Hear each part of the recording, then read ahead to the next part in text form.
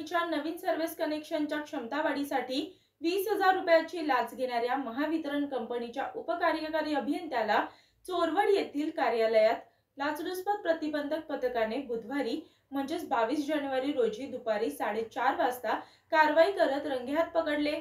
या प्रकरणी रात्री 11 वाजता भुसावळ तालुका पोलीस ठाण्यात गुन्हा दाखल करण्यात आला आहे।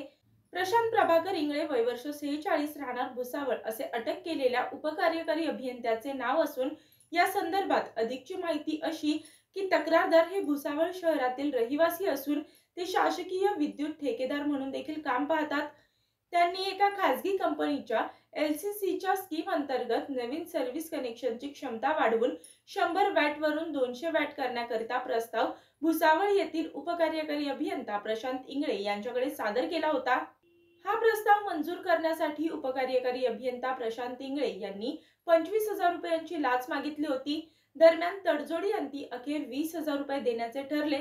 मात्र तक्रारदार यांनी जळगाव येथील लाचलुचपत प्रतिबंधक विभागाला या संदर्भात तक्रार दिल्यानंतर लाचलुचपत प्रतिबंधक पथकाने बुधवार दिनांक 22 जानेवारी रोजी दुपारी 3 वाजता सापळा रचून महावितरण कंपनीच्या उपकार्यकारी अभियंता प्रशांत इंगळे यांना 20,000 रुपये घेताना रंगेहात पकडले। या कारवाईमुळे महावितरण क्षेत्रात खळबळ उडाली असून या संदर्भात भुसावळ तालुका पोलीस ठाण्यात गुन्हा दाखल करण्यात आला आहे।